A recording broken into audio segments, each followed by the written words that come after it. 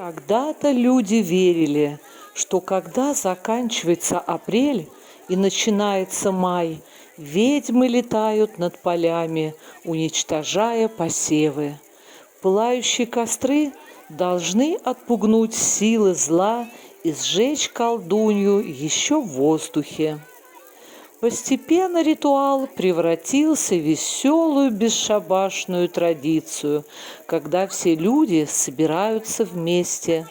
Все знают, вечер последнего дня апреля нужно провести под открытым небом у большого костра, чтобы символически сжечь на нем злую колдунью.